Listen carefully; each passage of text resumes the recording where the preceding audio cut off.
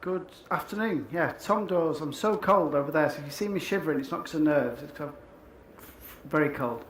Okay, so first of all, Tom Dawes, and I've got a confession to make. I am actually a recovering manufacturer.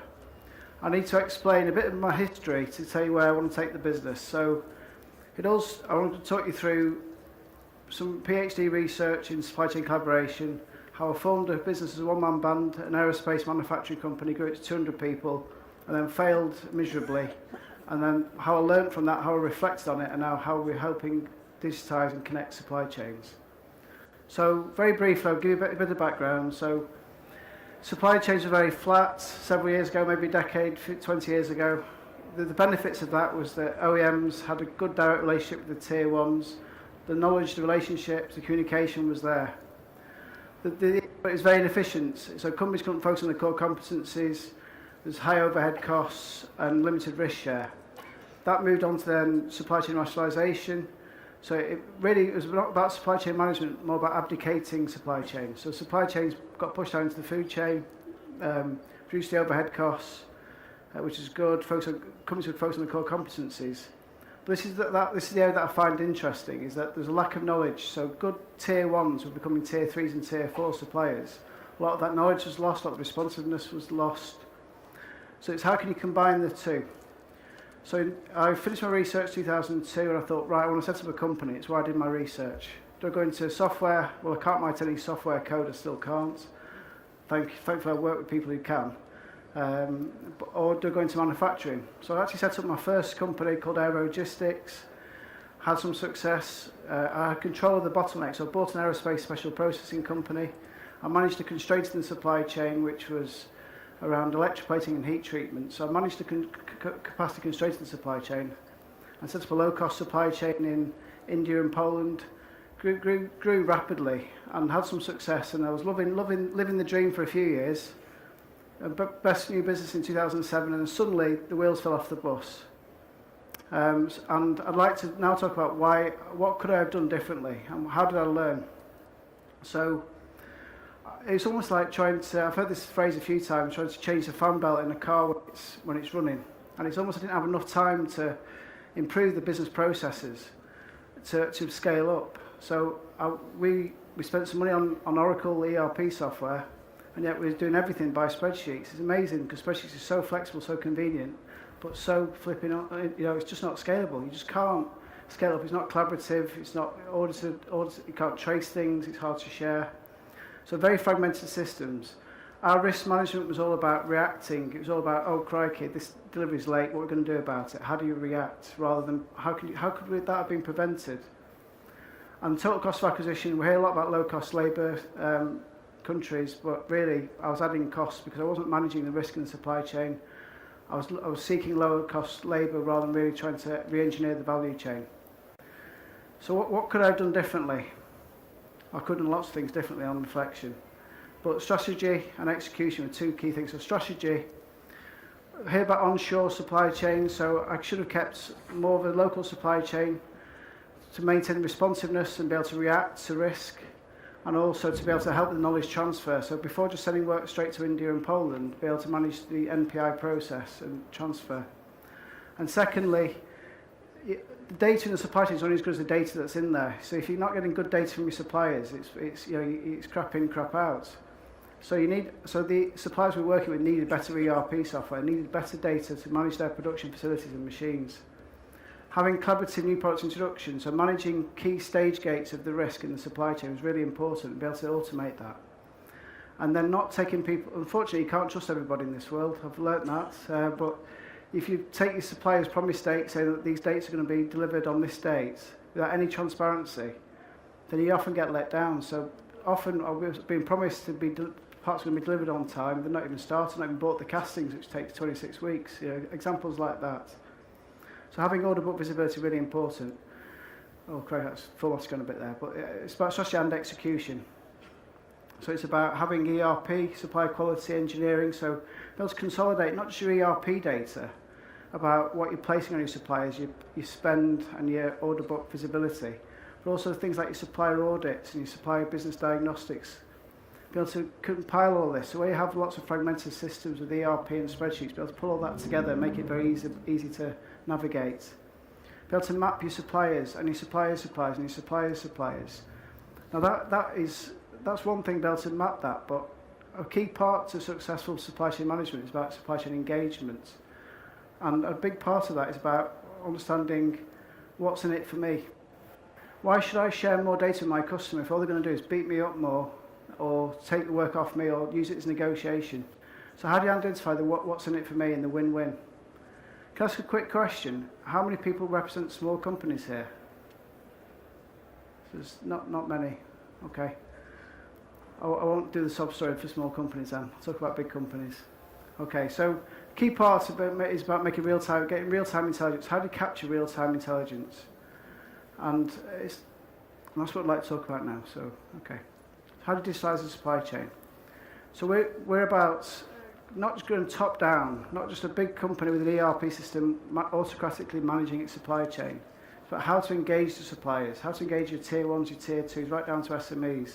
So SMEs are more willing to share information, share operational information, commercial information, technical information. So we have an approach that we provide not just technology but also intelligence to the suppliers. So they have better market intelligence, they have better forward visibility of demand, better information about competitors, and they have different access to different tools. And that's a big part for Industry 4 as well, is before you make big investment, how can you try before you buy? How can you prove out some return on investment before you actually make your big investments? And the freemium productivity apps is one approach. Then it's about connecting the end-to-end supply chain, very much from a bottom up. So it's about how can you motivate the suppliers to share information? How can you get them share information with their customers, suppliers, and capture that? And then it's about how can you visualize that? And that's what I'm going to show you. So part of our approach is we have productivity tools. So we have production control software that we sell generally to manufacturing SMEs, but we've got a system we sell directly to Airbus for additive manufacturing. So we have a version that just manages additive manufacturing software. We capture data from people, plant, processes. So capturing data from plants, from smart data capture, something we developed with Bentley Motors, which is about capturing throughout the product life cycle, capture data from people. Smart workflow. So how do you standardize workflow in the business? How do you standardise new products introduction? So capturing data from your people, plant, processes. Then it's about not just within the four walls. Industry 4 should not just be about capturing data from people, plant and process. It's also from your partners. If you've got great control of your business, but then you've got lots of disruption from customer volatility or poor supply chain performance, then you're going to have inefficient levels of inventory just to buffer that volatility. So how can you connect with your customers and your suppliers? And then underpinning all of that is how can you do that intelligently? And how can you capture data in real time, and analyse that data to then predict? So that's what I'm going to show you about that journey. So we've got here through Innovate UK, so thank you very much Lynn and her team for helping us. So we've got funding from Innovate UK and from Horizon 2020 to help us scale this business up. We're working on lots of blue chips, but primarily SMEs. And my passion is about helping SMEs drive productivity, drive efficiencies and collaborate, because that's the only way the whole supply chains can be competitive. So one of our platforms is called iCluster. It's about intelligent clustering. Intelligent clustering can be how a large company can cluster with its suppliers, or how a supplier can collaborate with other customers and suppliers. Capturing data from local government, industry associations, accreditation bodies, capturing data from ERP software, CRM software, PLM software, audits, capturing data from what's online, so capturing data from financial credit risk, environmental risk, social media. That's huge amounts of data. So how do you capture all that data, make meaningful sense out of it? So that's what we've got here. Hopefully this will work. So what we've got is we've got ability, it's a bit like a Facebook of business to business. So you can make companies to maintain their own profile. They can say what capabilities, capacities, profiles that they have. You can then drill in and start to see supply chain. You can really drill in. You can see whatever information you've got. So you can see here, you can see you've got 7 systems integrators. See who those companies are. And then start to visualize those companies and see who are they connected with, who are their connections. Start to visualize risk. And whatever information you want, there's lots of visualization tools out there, but it's only as good as the data integrity that you can capture. So, how do companies start? So well and good having this view of the world where it could get to. What do you do differently tomorrow? And that's one of the key messages, is what can you do? Where do you start? And it all comes down to data. So it's about where do you get the data from originally? How can you capture good, reliable data from people, plant, processes and partners? So capture that data reliably. Next step is then using that.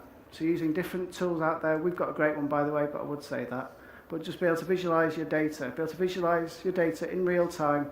Share that data through dashboards, through mobile interfaces, through cloud technologies, where it needs to be to get the right data to the right people at the right time to make the right decisions. Now this is one key thing I'd like people to try and take away is that you can't go straight to the AI without this next step, which is around diagnostic analytics. Is understanding why are things happening. So I've got my data, I'm visualizing my data, I understand my data. Why are things happening? So we do quite a lot on quality, the root cause analysis of why did that job fail, what happened to that issue. But why did that delivery fail? Why did we not achieve the productivity levels we were expecting? How can you capture that intelligence from the operator, from the supply chain? Only once you do that can you really start to get into the world of predictive analytics on an operational level, to really understand. So going from just lessons logged, which a lot of people do, to lessons learned. So not just capturing what's happened, but why has it happened, what could we have done to prevent it, and then making sure we have a closed feedback loop to make sure that people put the right plans in place to prevent it happening again. And this is me finishing now really, but this is just about visualising the data. Once you've got all this data together, you can start to then really analyse, pull your data together. This is an example of a risk dashboard that we have for companies, pulling real-time data. It's all about pulling that intelligence together so you can visualise your information in your supply chain. Okay, and that is me. So if there's one thing I'd like to say, I learnt more from failure than I have from success, and hopefully I'll enjoy success more than I enjoyed failure. Okay, thank you very much. Thank you, Tom.